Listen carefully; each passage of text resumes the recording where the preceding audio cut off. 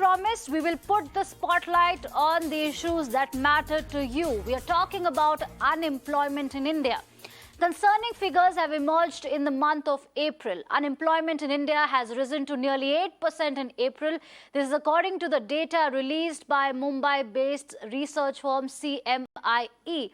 The unemployment rate rose to 7.83% in April as compared to 7.6% in March. For more on this, I'm joined by my colleague Charlene on the broadcast, who will help us understand the key takeaways of this CMI data. Charlene, thank you for joining us. Another concerning piece of data has emerged while last CMI data said that a lot of people, millions of Indians who are out of the workforce are not looking for work. But this particular data says that unemployment, urban unemployment, has seen a dramatic increase in the month of April. What more can you share with us? That's right, Archana. Two concerning facts, as you rightly pointed out. First one, which came a few days ago, that showed that there has been a decline in the number of people who are choosing to work in India. They're exiting the labor market.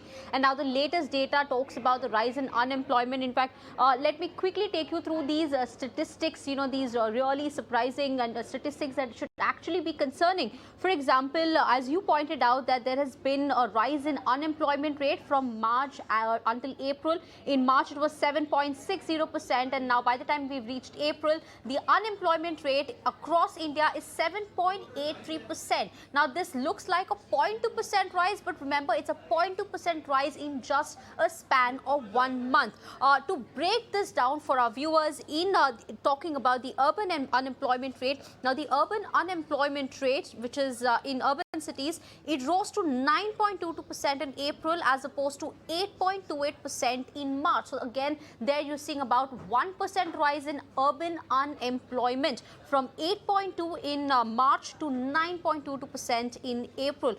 There was again, while the rural unemployment, now in some good news, the unemployment rate in rural areas dropped to 7.18% from 7.29%. So we've seen overall the unemployment rate has risen from 7.6 to 7.8, but in the rural areas there has been a marginal decline from 7.18 to from 7.29 to 7.18. Now, of course, also let me talk about the two important states where there is recorded the highest unemployment rate. You have Haryana that has recorded the highest unemployment rate of 34.5%. Apart from that, you have Rajasthan that follows Haryana with 28.8%. So these are the top two states that top the charts when it comes to rise in unemployment rate. Of course, the economists say that job opportunities have in fact been hit because of sluggish demand domestically and also the slow pace of economic recovery owing to rising prices. These are the critical areas that have resulted into rise in unemployment rate, and also reiterating the previous data which CMIE had given just as a few days ago, saying that there are many people who are exiting the labor market. Last year it was about 43% who were a part of the labor market in India, but that has now dropped to about 39%. So again, there has been a 3 to 4% fall in the number of people who are exiting the market because they're citing that they're frustrated that they're not getting jobs, and that is why they've exited the labor market. Back to you. All right, thank you so much, Charlene, for those updates and the key takeaways of the CMIE data as far as unemployment is concerned. I'm joined by Sabina Diwan, who's founder and ED Just Jobs Network, on the broadcast. Ms. Diwan, thank you so much for making time and speaking to Mirror Now. It is a very concerning piece of news because last week we had reported that CMI data pointed towards a very concerning pattern, that millions of Indians who are out of the workforce are not looking for work because they are so frustrated because they're not getting jobs anymore. And today's data, the CMI data that highlights the rise in urban unemployment. What do you think about these numbers and the factors that you attribute to as far as the rise in urban unemployment is concerned? Yeah, thank you so much for having me on the show. These are indeed numbers that we should be deeply worried about. But do I find them shocking? Absolutely not. And here's why. These adverse trends are not new. We were already witnessing these patterns prior to the pandemic, but now they are accelerating and becoming entrenched, which is what we are most afraid of, which is why we need to take urgent action, right? So as you rightly pointed out, and Charlene's story also mentioned this, that the rise in unemployment must be taken along with the drop in labor force participation. People unable to find jobs drop out of the labor force altogether. And this is not just that there's many that are not working, which is the rise in unemployment, but that they're not even looking anymore. And this is a huge loss of productive potential. We've all heard about youth unemployment, about the large and growing youth population of India and the potential for a demographic dividend. That dividend doesn't exist if we can't give our young people jobs. We have upwards of 360 million young people between the ages of 15 to 29. We can only have a demographic dividend if we are able to offer them good jobs and harness their productive potential. Our demographic window closes in about 10 years, by 2040, 2035, give or take, right? So now with regards to urban unemployment, these trends that we are seeing are also indicative of a larger issue, which is that people are not spending the same way. The recovery has indeed been weak. Many during the pandemic took a hit to their jobs. There's also rising prices and inflation. So both the demand shocks along with rising prices and other factors as well mean that people don't spend. And when people don't spend, then businesses suffer, and this has a knock-on effect on employment. So in villages, people that can, they go to work on farms. This is why it's not surprising that you see the unemployment slightly less in rural areas, because people that can, they'll go to work on farms. But in urban areas, if sectors like retail, hospitality, construction, if these continue to take a hit, then you see the effects on urban unemployment. Right, Sabina, very important points there. Another point I want to understand from you, and something that's very close to my heart, is the women unemployment. What we saw during COVID, during lockdown, is that the women were the worst hit. They were the first ones to be out of the workforce. And when we talk about urban unemployment concerning the women, what is your take on that? How their lives have been impacted due to this rising unemployment? When it comes to women's employment, a large share of employers in India are biased against women, right? I'm saying nothing new. We all know this. Maybe we don't acknowledge it publicly. So when businesses have limited resources, they tend to hire men. Women have always faced struggles, whether it's poor transportation, safety-related issues, lack of flexibility. Now employers are even less inclined to hire women. And women themselves are dropping out because now they have the disproportionate burden of domestic work. Their husbands were home, their children were home, they had in-laws to take care of during the pandemic. So many of them started dropping out of the labor force at that time, and we're continuing to see this. Now, I just want to say one more thing. As far as urban unemployment goes, some states like Rajasthan, as you mentioned, have very high numbers and alarmingly high numbers, but they're also planning to experiment with an urban employment guarantee. And I think that this is really a great thing that we should be looking very closely at. My only word of caution and advice there is that if we're going to adopt an urban employment guarantee, there's no prior precedent. So we need to be very mindful to actually pilot such a scheme before we do it full scale. But kudos to Rajasthan that they're actually thinking very seriously about taking this on. I think that's worth noting. And hopefully that will also have a positive effect on employment opportunities for women as well. But as far as women's employment goes, we have a lot of work to do, from changing mindsets to creating the right incentives for employers to actually bring women into the labor force, and not just for home-based work, but also to go out into public spaces, claim their space and work and be rewarded equally for their contributions. All right, well said. Thank you so much, Sabina Diwan, for your valuable time and insights on this critical story that we have been tracking on Mirror now. And let's really hope that the government is able to find some solutions to this unemployment crisis, both rural and urban India.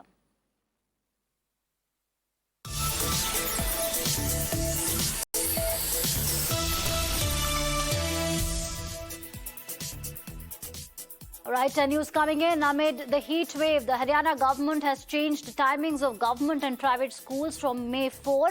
Now schools will start from 7 a.m. to 12 noon.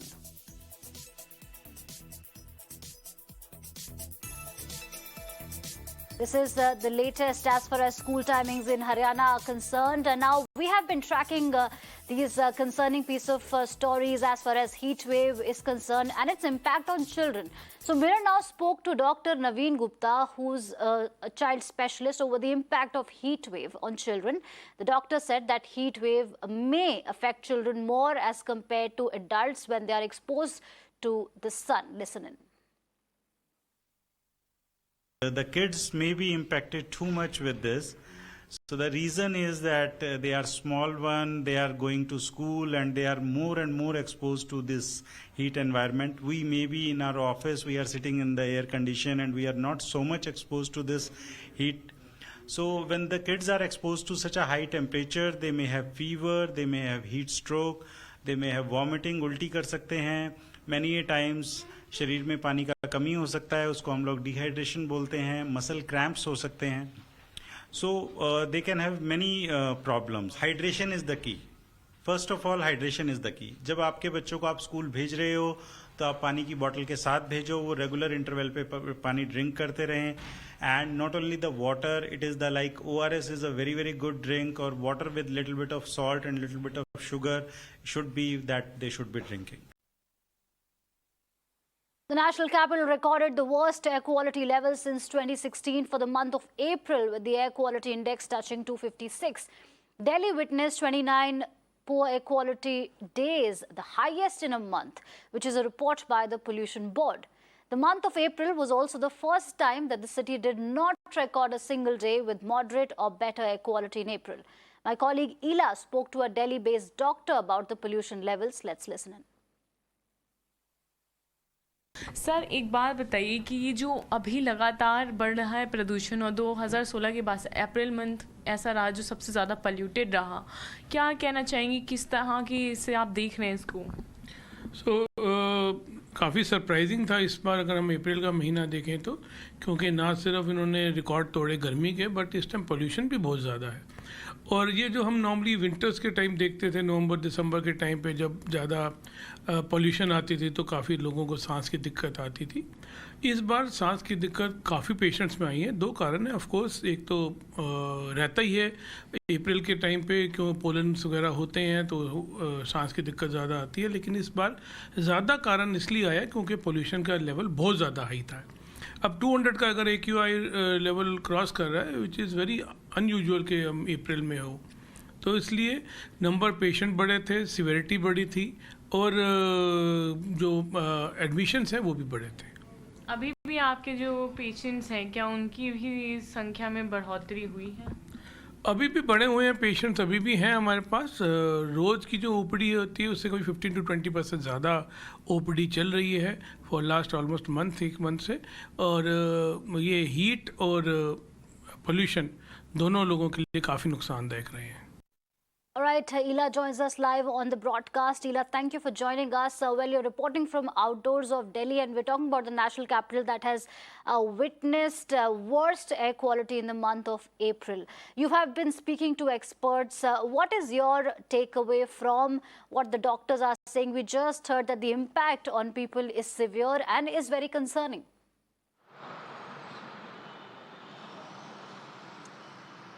Yes, Archana, this month, April, was harsh for people of Delhi. Despite of the heat wave, they have to face the pollution also. After 2016, in April, we witnessed around 29 days where AQI was over 200, which is concerning because that falls in a poor category. I have been speaking to experts from environmentalists to the doctors, and they were raising concerns over people's health as it may get affected due to not only just heat but also the increasing level of pollution.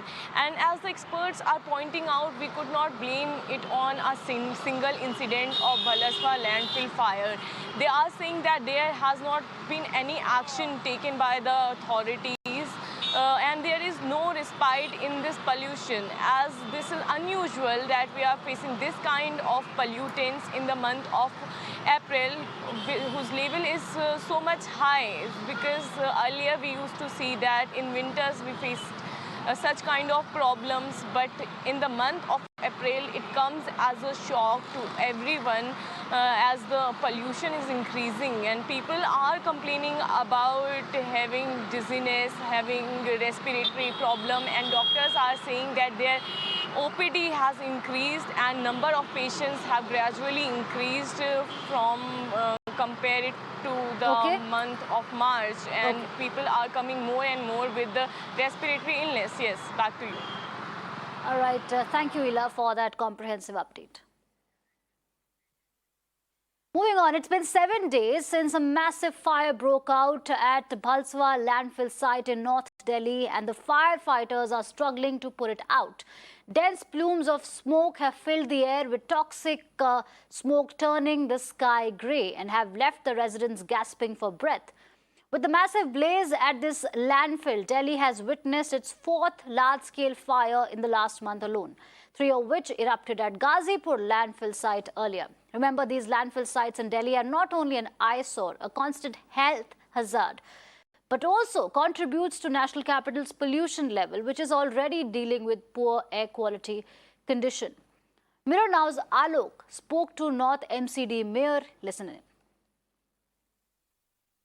Actually क्या कि कूड़े को जो ढेर में जो आग बुझने के बाद भी काफ़ी समय तक धुआं रहता है जी। तो वहाँ पर काफ़ी जो 10-15 गाड़ियाँ रेगुलर जो फायर ब्रिगेड की लगी हुई हैं, और हम एमसीडी की तरफ से भी काफ़ी इनर्ट डाल रहे हैं, सैंड वगैरह डालें जिससे आग बुझ जाए, मगर वो सैंड डालने के बाद भी धुआं निकलता रहता है। तो मैं उम्मीद करता हूँ कि बहुत जल्दी आपको इस चीज़ की निजात मिले। जो स्प्रेड वाली बात कर रहे हैं कि वो पूर्ण तौर से मैं नहीं मानता इसको, क्योंकि उसमें जो है क्वांटिटी है कूड़े की बहुत ज़्यादा है, उसमें चांसेस हो सकते हैं स्प्रेडिंग के, मगर हम उसको पूरे सिस्टम से ही उसको प्रोसेस में हम कर रहे हैं। तो इसलिए अब आपको ये कहना सुनना नहीं पड़ेगा, एक आधे साल में हम इसको ग्राउंड लेवल पे ले आएंगे। जब आग लगी उस दिन दिल्ली सरकार का कोई भी आदमी, अधिकारी भी, लोकल एमएलए भी वहाँ पर नहीं था। हम आधी रात तक वहाँ रुके। मेरे साथ स्टैंडिंग कमेटी के चेयरमैन जोगी राम जी भी थे, हमारे जो कमिश्नर थे एमसीडी के संजय गोयल जी भी थे, सारे वहीं पर थे। खाली एलिगेशन लगाने से कुछ नहीं होता, राजनीति करने से कुछ नहीं होता, क्योंकि जब पब्लिक में कभी भी कोई प्रॉब्लम आती है या कोई समस्या हो, समस्या का समाधान होना चाहिए, वहाँ पर राजनीति नहीं होनी चाहिए।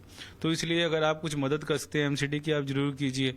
आज तक तो आपने मदद की नहीं, हमारे फंड्स भी रोक लिए। All right, my colleague Alok joins us for more. Alok, thank you for joining us on the broadcast. Well, for you and I, it's become a regular conversation on this channel. It's an unfortunate reality of the national capital. I remember from Ghazipur landfill to this one, it's just political blame game and passing the buck. We also heard the mayor that you interviewed. Is there any action in sight? Is there any solution in sight? Because what is happening is, it is the people who live nearby who are suffering. What is the latest you can share with us? Well, yes, Archana. In fact, those people who are living nearby, they are not only affected. Across everyone who is living in the national capital, and especially in the northern part of Delhi, they are all affected because of this pollution and because of this cloud. Which is of the smoke, and it's continuously coming out, and for past 6 days, it's now today's 7th day. My question is, in fact, with the authorities. In fact, I tried to ask this similar question with the North MCD mayor as well, that why you are not putting extra effort so that these kinds of fire could be stopped as soon as possible, because this is a regular affair. This is not the first time this kind of fire has broke out, and earlier also every year similar kind of thing we are seeing. Why a permanent solution is not coming out? If any such kind of fire happen, then immediately it should be sprinkled with the water or something like that. Why bigger Bowsers cannot be come over there and they can put into the operation? In fact, there are only 5 to 6 fire tenders. They kept doing their operation, and it took so much of time that it's already 7 days have passed, but the smoke is still coming out, and the fire, we can say that yes, a small little fire are still over there because of the gases and chemical gases which are kept kept emerging inside the garbage. So this is the reason. And in fact, if you see that MCD kept blame on the Delhi government, which is run by the Aam Aadmi Party, and Delhi government same thing does with the MCD. But no solution is that. We hope that something will come out concrete and these kinds of fire could be stopped. Back to you. All right. Thank you so much, Alok, for getting us those updates. And we also hope that a solution is in sight and that people of the national capital do not have to suffer because some officials have refused to do their job and have left the people of national capital in the lurch. Thank you for joining Alok on the broadcast. And on that note, we'll take a short break. Stay tuned to Mirror Now. We'll be back.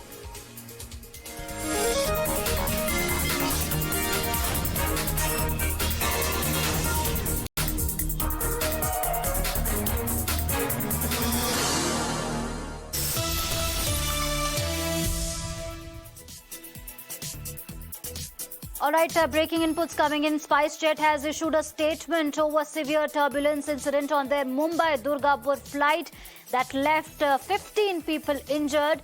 The Spicejet company has said that seat belt sign was on and multiple announcements were made by crew members asking passengers to remain seated on its Mumbai-Durgapur flight on May 1.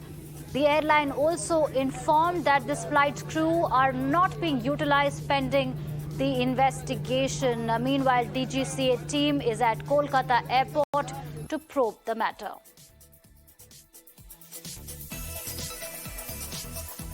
All right, this is the latest as far as Spicejet's latest statement is concerned. Remember, over 15 people got injured after turbulence was reported on one of its flights.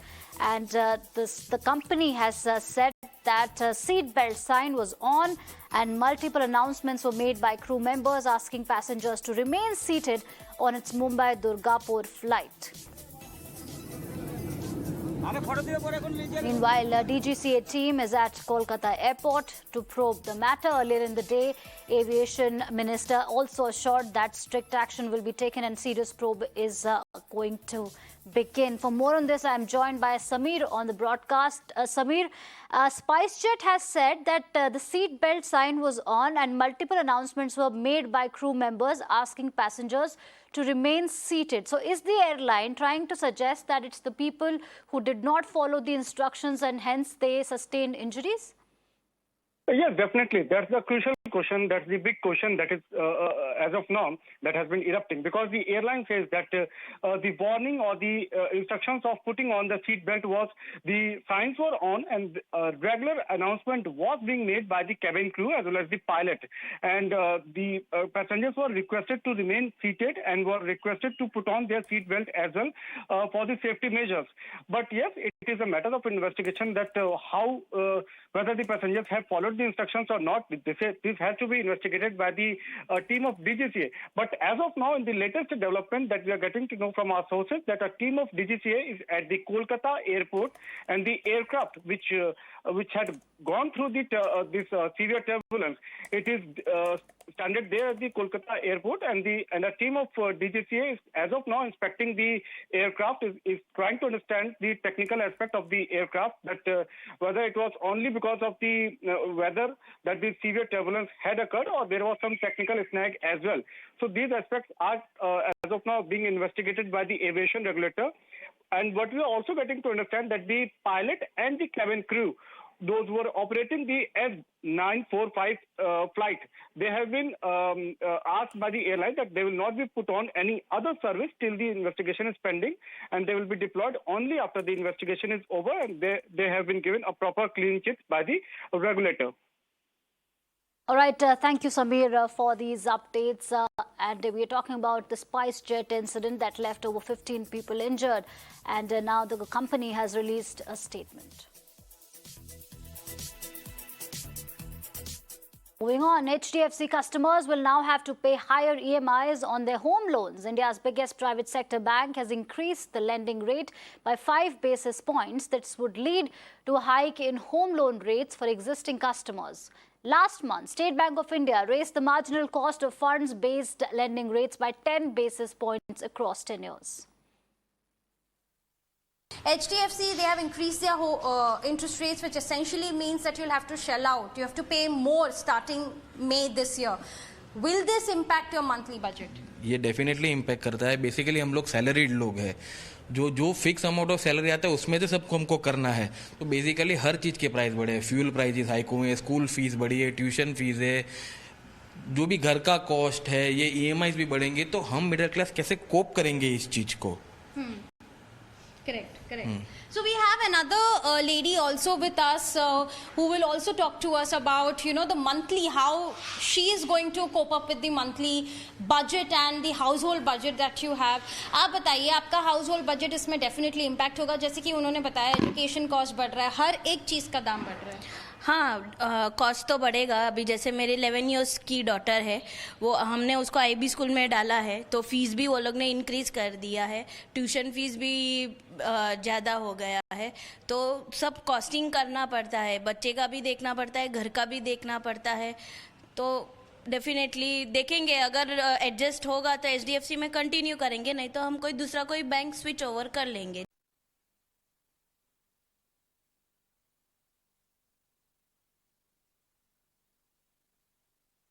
Moving on, Supreme Court has stated that the condition imposed by some state governments restricting access of unvaccinated people to public places is arbitrary and should be recalled. Moreover, the top court of India said that no one can be forced to get vaccinated.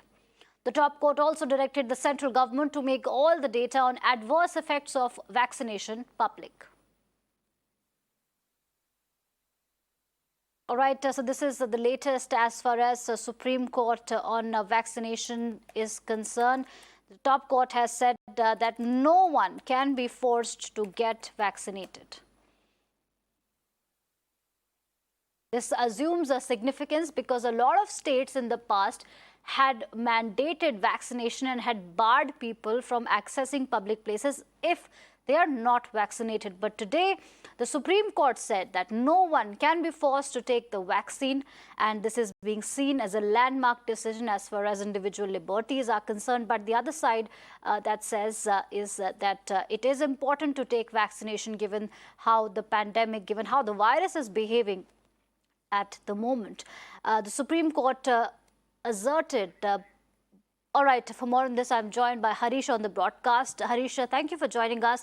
This is being seen as a landmark order of the Supreme Court, where the top court has said that nobody can be forced to get vaccinated, and has especially asked the state governments that have, made rules and barred people who are not vaccinated to access public places. What more can you tell us about this observation and the entire case? Yes, and as you rightly pointed out, Supreme Court has emphasized that no one can be forced to get vaccinated, but bodily autonomy can be regulated. At the same time, Supreme Court has upheld the vaccination policy. Remember, Supreme Court was pronouncing judgment in a PIL that sought public disclosure of COVID vaccine clinical data, trial data and post-vaccination data as per international medical norms. The court said current COVID vaccine policy is not unreasonable or arbitrary, and no one can be forced to be vaccinated. And if COVID numbers are low, no restrictions can be imposed on individuals like coercive actions, like access to public places. Center has been directed to publish adverse effects on vaccination report, and court has also said cannot second guess scientific or expert opinion, so the court cannot intervene as it is not an expert in this arena.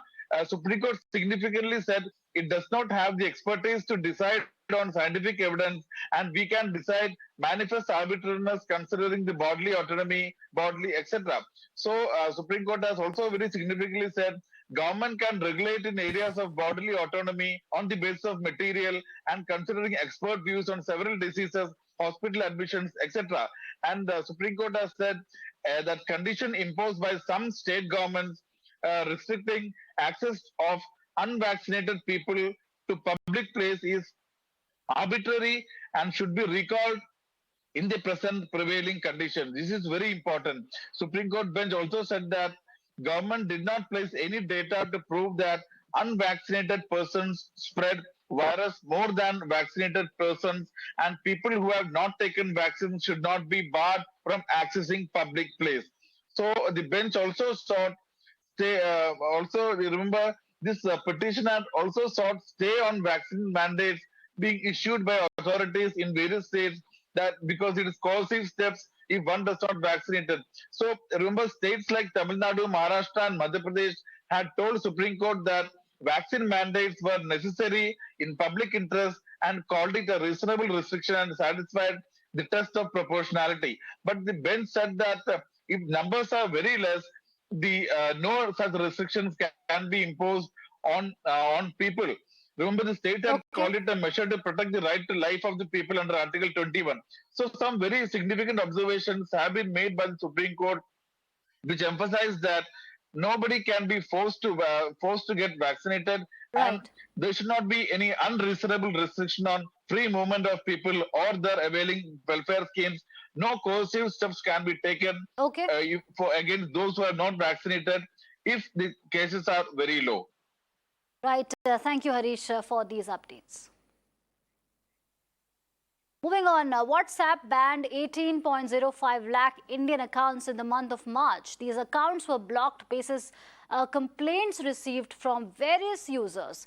Now, WhatsApp says that these accounts were blocked using the abuse detection approach, which also includes action taken in accordance to negative feedback received from users.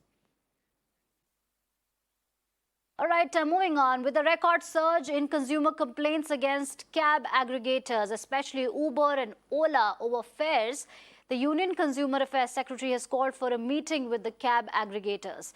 The meet has been called to discuss issues, especially the algorithm used to calculate fares, surge pricing and cancellation charges. The meeting comes as commuters have been complaining about arbitrariness of some of the levies, including the refusal of drivers to switch on the AC, citing a global surge in oil prices.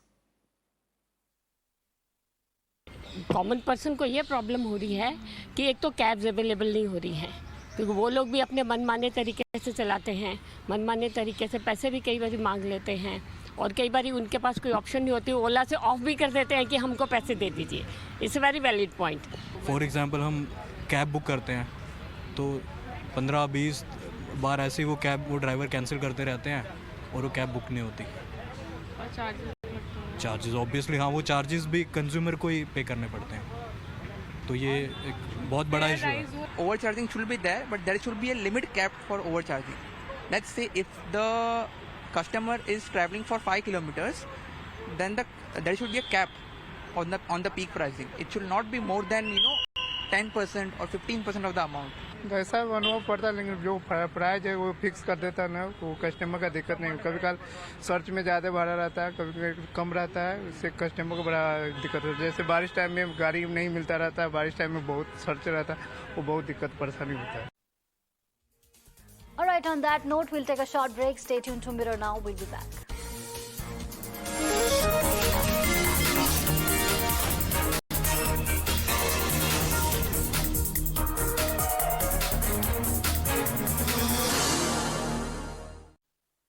Karnataka Chief Minister Basavaraj Bommai today tore into the Maharashtra government over the border dispute issue. Chief Minister said that the Mahavikas Aghadi leaders make controversial statements and rake up issues whenever there is a political crisis in their state. Chief Minister Bommai's comments come at the back of Ajit Pawar's recent statement backing the campaign to make the Marathi-speaking villages at the Karnataka border part of Maharashtra. They create a bogey of this language. So just to survive politically, they do this. The border issue is very, very clear. We are not even going to yield to them. We stand firmly by our decisions. They also know it. So I strongly urge the politicians of Maharashtra not to use this language bogey for their political ends.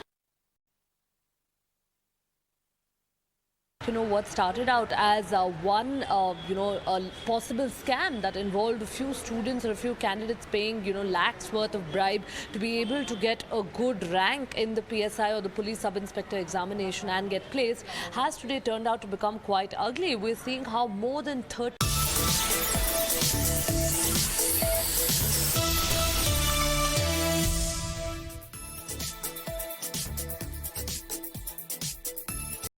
All right, news coming in. These are the latest visuals on your screens. Prime Minister Narendra Modi to shortly begin his bilateral talks with German Chancellor. This is Prime Minister Modi's first engagement since Chancellor Scholz assumed office in December 2021.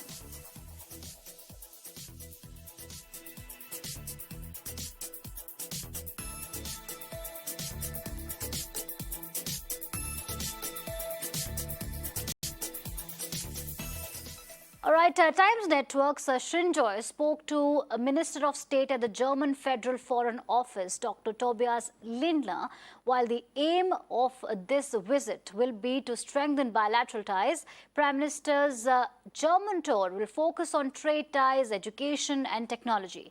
The German minister added that Ukraine and its global economic impact is likely to be discussed as well.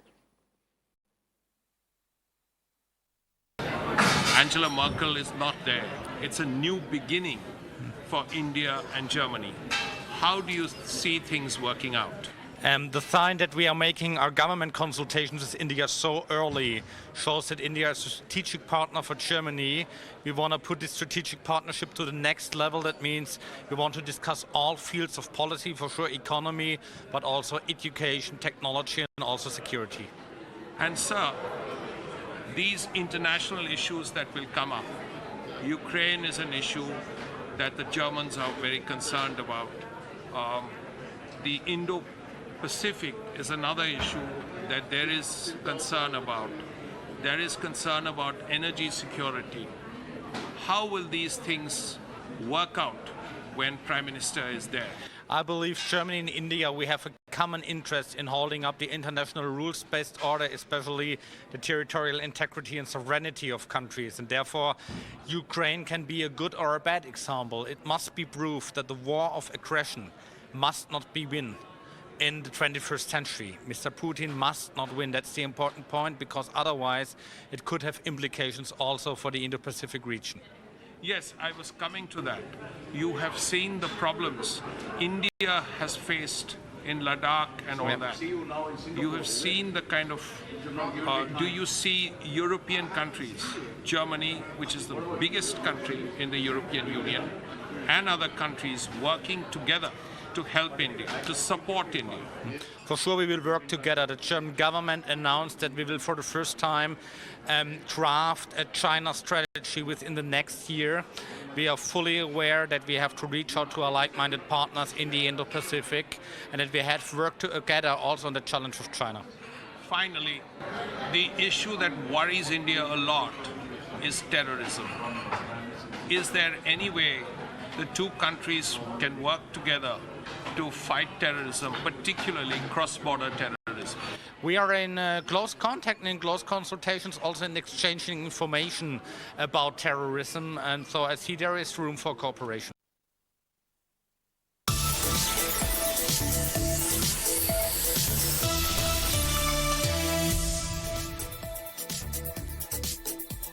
Right, and we continue tracking the concerning piece of news coming in from Jammu and Kashmir, where after Udhampur, now forest fires are raging in the jungles of border district of Rajouri. Due to the fire, the outbreak of heat in area has also intensified. Smoke is spread all over the area. Along with fire brigade personnel, the forest department employees are also trying to control the fire, but there is no relief.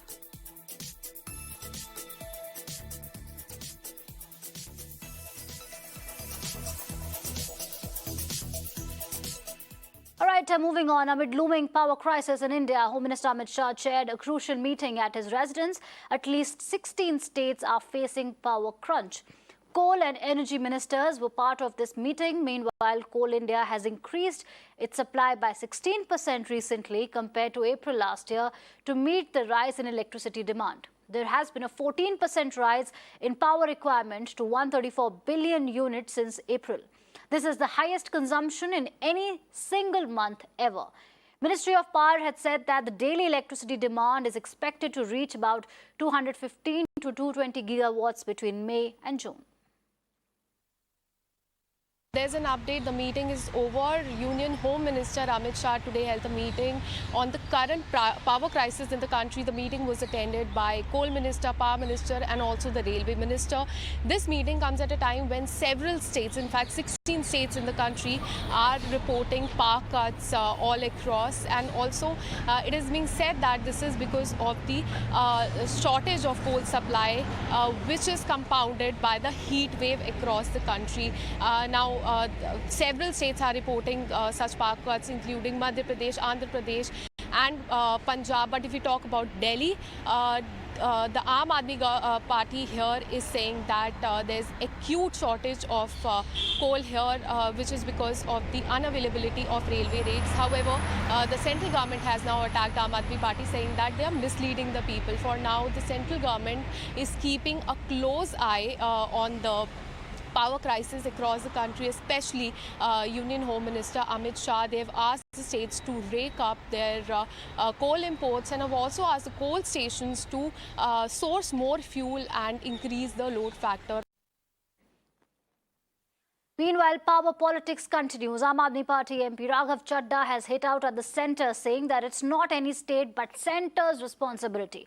This comes after Centre said that Delhi government was misleading the public and attempting to create panic as far as coal shortage is concerned. कोल की समस्या की जहां तक बात है, जिसके चलते देश में तमाम थर्मल पावर प्लांट या तो बंद हो गए या बंद होने की कागार पे खड़े हैं, उसमें सबसे अहम जिम्मेदारी केंद्र सरकार की है। कोयला मंत्री की है, ऊर्जा मंत्री की है, रेल मंत्री की। तीन बड़े मंत्रालय इसमें आते हैं, कोयला मंत्रालय, पावर मिनिस्ट्री और रेल मंत्री, जो रेल रैक्स के थ्रू ये सारी चीज़ें सारा जो कोयला है वो राज्यों तक पहुंचाते हैं। तो ये तीनों मंत्रालय मिलकर माननीय प्रधानमंत्री जी की अध्यक्षता में अगर काम करें और सही से देश हित में काम करें तो मुझे लगता है कोयले की समस्या से देशवासियों को निजात दिलाई जा सकती है। The power crisis is also leading to loss of sales momentum of summer products like ice cream, soft drinks and frozen foods. More worryingly, it is also there's also an impact on medicines which need to be stored at low temperatures. The small to mid-sized retailers have started to refuse stocking large inventories of frozen or cold products. Even big industries are feeling the pinch. The Gurugram Industrial Association has said that on an average, the industries are facing power cuts for 11 hours daily, which is creating an issue for many smaller units.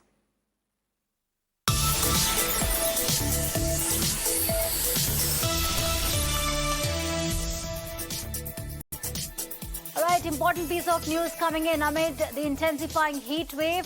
The Haryana government has changed the timings of government and private schools from May 4th. Now the timings, the schools will start from 7 a.m. to 12 noon.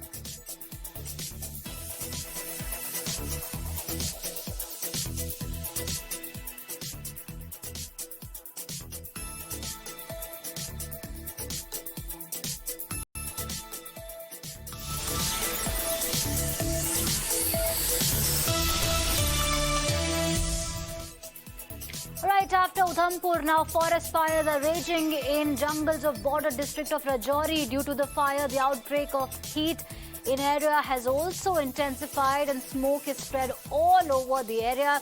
Along with the fire brigade personnel, the forest department employees are also trying to control the fire. But there is still no relief. Remember, we have been reporting on these raging forest fires. Forest fires have taken place in Udhampur, in Shimla, and today it is Jammu and Kashmir's Rajouri. Pradeep joins us for more. Pradeep, thank you for joining us. Just last night, you and I were having a conversation about Udhampur, where forest fires were raging and people who were living nearby were affected. And today it is Rajouri. What is the latest that you can share with us and the relief operations that are underway? Yes, you rightly said that we already had been reporting about the forest fire in Udhampur and Shimla area of Himachal Pradesh. But now forest fire has started in the border district of Rajouri also, because of which forest department officials along with the firefighters from the fire brigade department and some civilians are trying their level best to douse this fire. Whenever the temperature rises, normally what happens because of the rise of temperature, normally at this stage the temperature is about 38 degrees but during the last few days we have seen that the mercury level is rising, the temperature is rising, because of which dry grass as well as the dry leaves they catch fire. And it starts from one point and over the period of time it spreads to other compartments too. And the problem is that this is a border district of Rajouri and right now the fire has started. The officials are trying their level best to douse the fire. The problem biggest with the officials is that these forest officials do not have that kind of equipment to douse fire. That's one of the reasons that it starts from one compartment and within hours it spreads to the other compartment too. And because of which already we have seen that there has been a rise in the temperature in that particular area. They are trying their level best along with the firefighter to douse the fire. We saw that fire had been raging in the Udhampur district for the last 3-4 days and now it has started here in Rajouri district too. So they are trying their level best to confine this forest fire only to the forest area, because some of the places, the civilian areas are also nearby. They do not want that this forest fire should spread to that part also. Normally during summers, this forest fire is a very common thing. But this time it has started early. A reason being that the temperature all of a sudden has risen, which nobody was expecting, especially in these border belts, and because of which many a times those landmines, those are planted, also start exploding. So there are so many things which people are looking into. So officials are trying the level best to douse the fire, and the people have been asked to stay out of the forest area and so that they can extinguish it. But right now the fire is raging on. Started from the one compartment of the forest and it has spread to the other area.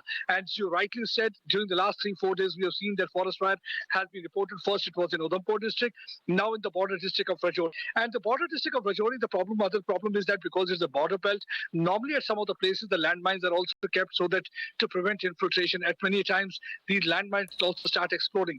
So those further complicates the problem. So that's one of the reasons that they are trying to firing extinguishers and other people, they are trying their level best to extinguish fire at earliest so that it should not spread to the border belt.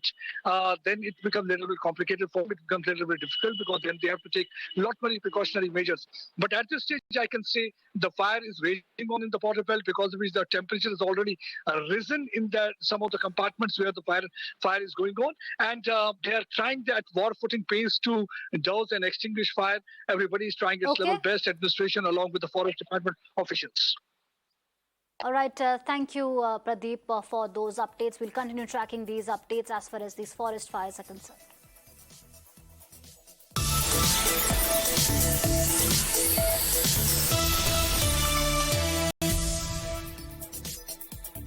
All right, news coming in. 8 kgs of cocaine worth 80 crore rupees busted from Hyderabad airport. Directorate of Revenue Intelligence officers say that they had received specific intelligence, following which an operation was launched, and 8 kgs of cocaine worth 80 crore rupees was recovered from Hyderabad airport.